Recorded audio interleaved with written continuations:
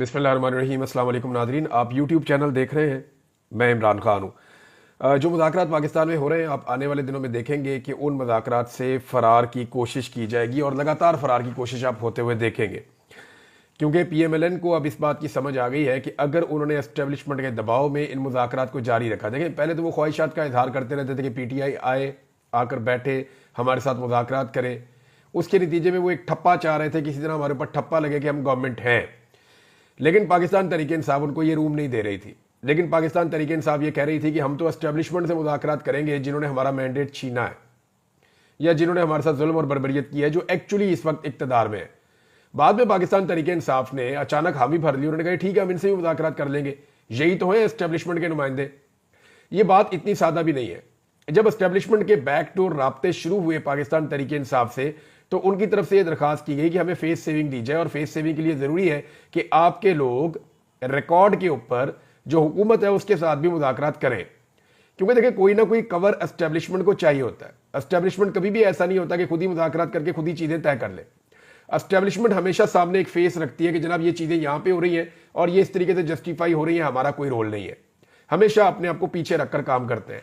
अब जब हुकूमत को मुज़ाकरात में आना शुरू हुआ तो हुकूमत को पता चला कि यहां पे तो हालात बहुत खराब है और पाकिस्तान तहरीक इंसाफ जो है वो पकड़ाई दे नहीं रही। ये पाकिस्तान तहरीक इंसाफ से मांग रहे हैं तहरीरी मुतालबात, कि तहरीक इंसाफ तहरीरी मुतालबात दे, ताकि बाद में उन तहरीरी मुतालबात को NRO का नाम दिया जा सके। मेरे ख्याल में तहरीक इंसाफ को अगर तहरीरी मुतालबात ज्यादा ही ये मांग रहे हैं तो इनको इस तरह के तहरीरी मुतालबात दे जो पूरे पाकिस्तान की आवाज हो।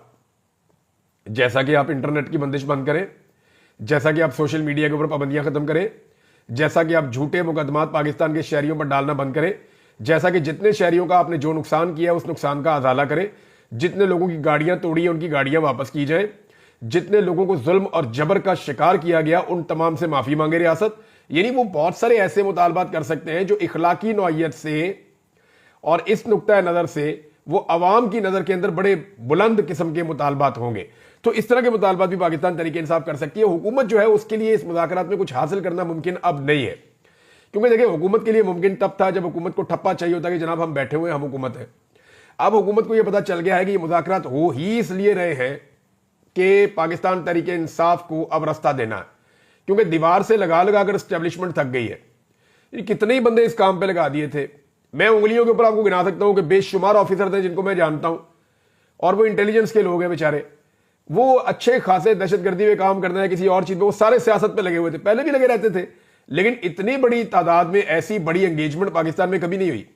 पूरा का पूरा जो आपका इंटेलिजेंस का ऑपरेटर्स है वो एक ही काम पे लगा हुआ था कि PTI नु तुम दो, PTI को पकड़ लो, PTI भी बयाना बनाओ, PTI की सोशल मीडिया, ये जनाब डिजिटल दहशतगर्द है, ये फलाने हैं, ये टमकाने। वो कर करके पाकिस्तान तहरीक इंसाफ पे पूरी इंटेलिजेंस का बेड़ा गर्क करवा लिया, लेकिन पाकिस्तान तहरीक इंसाफ काबू नहीं आई। अब तहरीक इंसाफ को रास्ता देना है, तो रास्ता देने के लिए एक पॉलिटिकल सोल्यूशन के तौर पर सियासी जमातों को आपने सामने बैठा दिया है। सऊदी अरब वाले बयान से भी अब मना कर दिया गया। जो मेरे पास इंफॉर्मेशन है वो ये है कि सऊदी अरब वाला बयान जो है वो उल्टा हुकूमत के गले पड़ गया, बल्कि हुकूमत को डांट पड़ी है कि आप इस किस्म के स्टेटमेंट्स क्यों दिलवा रहे हैं, सऊदी अरब को आप अपने अंदरूनी मामलात में क्यों घसीट रहे हैं। अगर कोई बैकडोर चैनल से या कोई पीछे रहते हुए कहीं पे कोई एक आधी मदद कर सकता है, कोई एक आधा जुमला बोल सकता है, तो ठीक है, आप वो मदद हासिल कर लें। अब ये तो बड़ा ही गैर जरूरी है कि किसी ने आपकी मदद की और आपने डंडोरा पीट के उसको भी अपने साथ लाके सफ में खड़ा कर दिया कि जनाब ये भी मेरे साथ शरीक जुर्म है, आज के बाद जब आपने मुझे गाली देनी है तो आपने इसको भी गाली देनी है। तो सऊदी अरब को इस बात का अदराक है। अब आप ये देखेंगे कि बहुत सारी ऐसी आवाजें जो उठ रही थी वो जरा थोड़ी मदम हो जाएंगी, या इस बात को उस तरीके से नहीं किया जाएगा जैसे पहले किया जा रहा था। इसके बारे में सख्त रद्द-ए-अमल आया और इसके ऊपर मना कर दिया गया है। जिस इमरान खान को माजी में फर्क देखें, ये पड़ा ना कि जिस इमरान खान को माजी में फितना कहते थे, दहशतगर्द कहते थे, बलवाई कहते थे, जिस इमरान खान को कहते थे इंतशारी टोला लेकर आए और पता नहीं कौन कौन से नाम इनके लिए रखे हुए थे, उसी इमरान खान को आज इमरान खान कह के, उनको साबिक वजीर आजम कह के मुखातिब किया जाता है। उसी इमरान खान के साथ बैठकर मुज़ाकरात करने के लिए मिन्नतें की जाती हैं। जिस इमरान खान को जेल के अंदर डालना इस निज़ाम की सबसे बड़ी ख्वाहिश थी, उसी इमरान खान को इस जेल से बाहर निकालना आज निज़ाम की सबसे बड़ी मजबूरी है। लेकिन वो इमरान खान जेल में गया भी बड़ा मुश्किल से था, यानी उसको जेल में डालना भी बहुत मुश्किल था। अब वो जेल से निकल भी बहुत मुश्किल से रहा है, यानी उसको जेल से निकालना भी बहुत मुश्किल है। इमरान खान की शख्सियत के अंदर एक चीज है, वो जहां जाते हैं एडजस्ट हो जाते हैं, जैसे माहौल में जाते हैं वो उस तरह अपने आप को ढाल लेते हैं। इस बात का किसी को आइडिया नहीं था यानी इन्हें लगता था कि 10-15 दिन में इमरान खान टूट जाएगा और हम एक रोता हुआ इमरान खान बाहर निकालेंगे, जो इमरान खान बाहर निकल के रो के एक प्रेस कॉन्फ्रेंस करेगा और वो ये कहेगा जी हमसे बहुत बड़ी गलती होगी, हम माफी मांगते हैं, हम आइंदा इन चीजों का हिस्सा नहीं बनेंगे। इन्हें लगा बहुत कमजोर आदमी है, उसका तवक्कल बहुत बढ़ गया था अल्लाह रब्बुल इज्जत पे। अब ये वाला इमरान खान जो है ये तो 5 वक्त नमाज पढ़ता था। ये वाला इमरान खान वो है जो बहुत सारा दीन को स्टडी कर चुका था। जब भी वो तकरीर करता था तो वो नबी अकरम सल्लल्लाहु अलैहि वसल्लम की, सहाबा इकराम की वो मिसालें देता था, अल्लाह के हुक्म की बात करता था। इय्याका नअबुदु व इय्याका नस्तईन से वो शुरू करता था। तो इमरान खान का तवक्कल और उसका लेवल कुछ और था। उसको जेल के अंदर तो डाल दिया, वो वहां जाकर भी एडजस्ट हो गया, वो दरवेश आदमी है। अब ये कहते हैं बाहर आओ, वो बाहर नहीं आता। तो मामला यहां पे आके बेचारों का फंसा हुआ है। अब उसी आदमी को जिसको जलील करने के ऊपर ये सारे लगे हुए थे, अब उसकी इज्जत करने पर मजबूर है। और मैं आपको फिर एक बात बता दूं कि कोई किसी को जलील नहीं कर सकता। इज्जत और जिल्लत ये मेरे रब के हाथ में है। जिंदगी और मौत मेरे रब के हाथ में है। राजिक जो है वो मेरा रब है, कोई और जो है वो राजिक हो भी नहीं सकता। अब जनाब जुल्मे खलीलदाद साहब एक मरतबा फिर मैदान में आ गए हैं। उनका स्टेटमेंट बहुत इंपॉर्टेंट है, मैं वो स्टेटमेंट आपको बताता हूं, क्योंकि मुझे ऐसा लगता है कि जुल्मे खलीलदाद दोबारा से पर तोल रहे हैं कि इस रीजन में उनको इंपॉर्टेंट जिम्मेदारी मिल जाए। और वो बड़े गौर से नजर रख के बैठे हुए हैं पूरे खित्ते के ऊपर, चाहे वो अफगानिस्तान के मामलात हों, चाहे पाकिस्तान के मामलात हों, चाहे ये साउथ एशिया का रीजन जितना भी है, इसके अंदर जो जो चीजें या डेवलपमेंट्स हो रही हैं, इनके बारे में जुल्मे खलीलदाद अपना मौकिफ बड़ी तेजी से ले रहे हैं और इसके ऊपर नजर रख के बैठे हुए हैं। ऐसा लगता है कि वो इस इंतजार में है कि डोनाल्ड ट्रंप की आने वाली हुकूमत उन्हें यहां पे कोई अहम जिम्मेदारी दे दे। अब उनका जो नया स्टेटमेंट है उसका उर्दू ट्रांसलेशन मैं आपको बता देता हूं। वो ये कहते हैं कि पाकिस्तान को 3 बहरानों का सामना है। 3 जो बुनियादी बहरान है जिनकी वो बात कर रहे हैं, जिसका पाकिस्तान को सामना है, उसमें एक सियासी बहरान है। और वो उसके अंदर एक ब्रैकेट के अंदर लिखते हैं कि सियासी बहरान की वजह जो है वो इमरान खान की कैद है। जो सियासी बहरान है वो सबसे बड़ा बहरान है पाकिस्तान का, और उसका जो बड़ा रीजन है वो इमरान खान की कैद है। नंबर 2 इक्तसादी, उन्होंने कहा कि पाकिस्तान की मईशत के ऊपर एक बहुत बड़ा मसला इस वक्त खड़ा हुआ है। इसके बारे में मेरे पास कुछ एदाद शुमार है, मैं आपके साथ शेयर करता हूं। नालायक और नकम्मी हुकूमतें लाकर बदएतमादी पैदा करके हमने अपनी मईशत को तबाह किया। और तीसरा उन्होंने कहा जी सिक्योरिटी का एक बहरान है, जो अफगानिस्तान के साथ शदीद झड़पें और सैकड़ों पाकिस्तानियों की हलाकतें। उन्होंने कहा पाकिस्तान को एक नए आगाज की जरूरत है और यह आगाज इमरान खान की आजादी से होना चाहिए। ये जुल्मे खलीलदाद कह रहे हैं जो डोनाल्ड ट्रंप की टीम का हिस्सा रहे हैं और डोनाल्ड ट्रंप के करीबी लोगों में से एक है, और इस खित्ते के ऊपर उनकी बहुत नजर है। जुल्मे खलीलदाद का अगर पूरा स्टेटमेंट आप देखें तो वो कहते हैं पाकिस्तान को 3 बहरान है, एक सियासी है, एक इक्तसादी है और सिक्योरिटी है। और इन तीनों के होते हुए पाकिस्तान को एक नई शुरुआत की जरूरत है, और वो जो नई शुरुआत है वो इमरान खान की आजादी से होनी चाहिए। ये जुल्मे खलीलदाद ने कहा। अगर ये शख्स इस खित्ते के अंदर दोबारा किसी आम ड्यूटी पे आता है तो ये पाकिस्तान की हुकूमत के लिए और स्टैब्लिशमेंट के लिए कोई अच्छी खबर नहीं होगी। अब नाज़रीन इस मामले पे आ जाए कि आप इन तीनों बहरानों के लिए जिम्मेदार कौन है, तो देखिए पाकिस्तान की मिलिट्री एस्टेब्लिशमेंट रिस्पॉन्सिबल है, सिंपली मैं आपको कहूं तो, क्योंकि जो सियासत के अंदर उनकी मुदाखलत है, उन्होंने पाकिस्तान को एक सियासी बहरान में लाकर खड़ा कर दिया। लेकिन आज जो पाकिस्तान में सियासी बहरान है वो पाकिस्तान की मिलिट्री एस्टेब्लिशमेंट की मुदाखलत की वजह से है। नवाज शरीफ भी यही कहते हैं, आसिफ अली जरदारी भी यही मानते हैं, फजल रहमान साहब भी यही मानते हैं, ANP भी यही मानती है, जमात इस्लामी और पाकिस्तान तहरीक इंसाफ भी यही कहते हैं, तहरीक लब्बैक के लोगों से आप बात करें वो भी यही कहते हैं, MQM के लोगों के साथ आप बैठ जाएं वो भी यही कहते हैं। पाकिस्तान की कोई एक सिंगल पॉलिटिकल पार्टी नहीं है जिसका मौक़िफ़ इसके बरक्स हो। जितनी भी सियासी जमातें हैं वो सब ये कहती हैं कि आज पाकिस्तान का जो सियासी बहरान है, चाहे इसका आगाज़ 2013 में हुआ, चाहे 2018 में हुआ, चाहे इसका आगाज़ 2022 में हुआ, चाहे इसका आगाज़ अभी 2023 में हुआ, जब भी हुआ, इसके लिए जो जिम्मेदार है वो पाकिस्तान की मिलिट्री एस्टेब्लिशमेंट है। अगर वो अपने आप को सियासत से बाहर रखती तो ये बहरान पाकिस्तान में ना होता। दूसरा इक्तसादी मामला जो है वो पाकिस्तान की इस्तेहकाम के साथ जुड़ा होता है ना। जब सियासी इस्तेहकाम नहीं है तो इक्तसादी या माशी इस्तेहकाम कैसे आएगा, वो आ नहीं सकता। उसके लिए भी रिस्पॉन्सिबल भी पाकिस्तान की मिलिट्री एस्टेब्लिशमेंट है कि वो एक ऐसी हुकूमत बना देते हैं पाकिस्तान में जिनसे लोग प्यार ही नहीं करते, जिनसे लोग बात ही नहीं करना चाहते, उनकी शक्लें नहीं देखना चाहते। तो फिर लोगों का एतमाद मुतजलजल हो जाता है, फिर इस्तेहकाम नहीं आता और मईशत आपकी खराब हो जाती है। और तीसरा सिक्योरिटी का इशू है, तो खालिसतन मिलिट्री एस्टेब्लिशमेंट का इशू है और इसकी हमने हमेशा गलत हैंडलिंग की है। हम पराई जंगों का हिस्सा बनते रहे हैं, हमने इस मुल्क के अंदर बेशुमार ड्रोन हमले करवाए हैं। बेशुमार ऐसे लोग हैं जो इस जंग का हिस्सा सिर्फ इसलिए बन गए कि उनके प्यारे मारे गए थे और वो अब मरने मारने पर उतरे हुए हैं।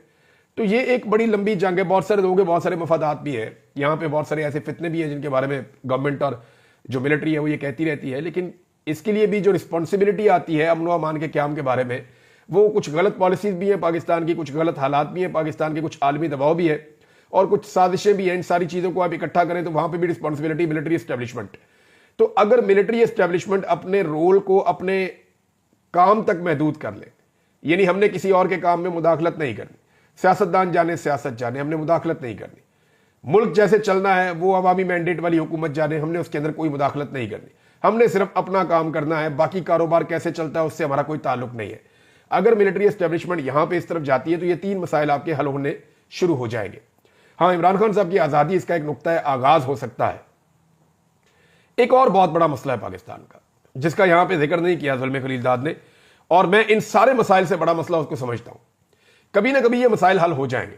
पाकिस्तानियों का बड़ा पोटेंशियल है, पाकिस्तानी इस मसले से पाकिस्तान को इंशाल्लाह निकालेंगे, चाहे एहतजाज करके निकालें, चाहे इनकलाब लाकर निकालें, चाहे सॉफ्ट इनकलाब लाकर निकालें, चाहे वोट के जरिए निकालें, कैसे भी करें ये निकल जाएगा पाकिस्तान इंशाल्लाह। आज नहीं निकलेगा तो साल में निकल जाएगा, साल में नहीं निकलेगा तो 10 साल में निकल जाएगा।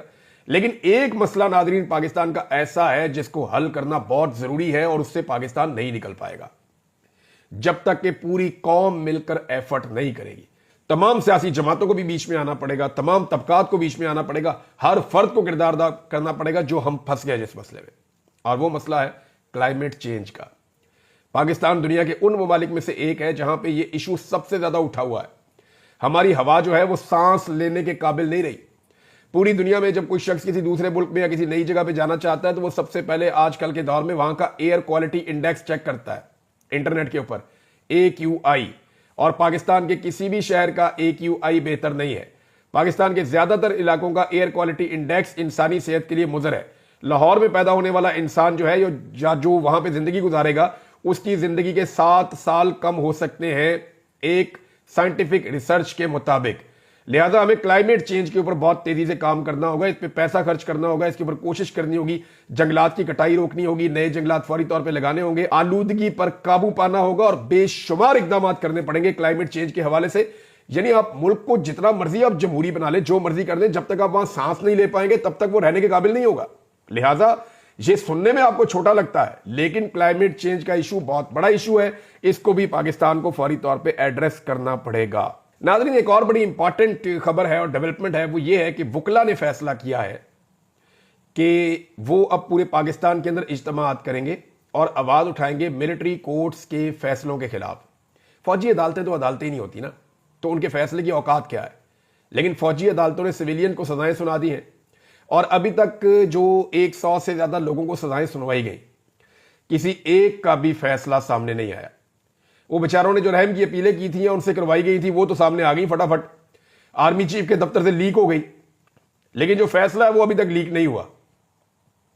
कोई एक फैसला भी सामने नहीं आया कि किस बुनियाद के ऊपर किस मुलजिम को क्यों सजा दी गई और उसका जुर्म क्या था, ताकि वो बेचारे जाके अपीलें करें। तो उन्हें कहा जा रहा है कि अपीलें छोड़ो, रहम की अपीलें करो, वहां से हवा को छोड़ देते, आप अदालतों में अपीलें ना करो। लेकिन वो फैसले सामने आने चाहिए, पता चलना चाहिए। वुकला ने जो खास तौर पे इंसाफ लॉयर फोरम है, उन्होंने ये ऐलान किया है कि पूरे मुल्क में मिलिट्री कोर्ट के फैसलों के खिलाफ अब इज्तिमात मुनक्कद किए जाएंगे और इसके हवाले से वुकला में और सोसाइटी में जो है वो अवेयरनेस फैलाई जाएगी। एक और चीज आपको बड़ी अजीब बताता हूं नाज़रीन, इमरान खान साहब का जो अलकादर यूनिवर्सिटी वाला एक फैसला है वो 18 दिसंबर को महफूज हो गया था और ये कहा गया था कि 23 दिसंबर को सुना दिया जाएगा। 23 को पता चला कि जज साहब नहीं सुना रहे, 6 तारीख को सुना दिया जाएगा क्योंकि मुज़ाकरात चल रहे थे। 6 को पता चला जी मुज़ाकरात क्योंकि और आगे चले गए हैं, अब 6 का पता चल रहा है, अभी भी नहीं सुनाया जा रहा। यानी आप अंदाजा करें कि पाकिस्तान तहरीक इंसाफ के साबिक वज़ीर आज़म इमरान खान साहब जो हैं उनका केस चला अदालत में और पहले फैसला महफूज हुआ, फिर जब सुनाना था तब नहीं सुनाया, लंबी डेट दी गई, अब जब दोबारा सुनाना है तो तब नहीं सुनाया जा रहा, फिर डेट देने की बात हो रही है। और मजे की बात यह है कि पाकिस्तान की जो मिलिट्री एस्टेब्लिशमेंट से खबर लेने वाले सहाफी हैं जो उनके बहुत करीब हैं, उन्होंने ये पहले बता दिया था।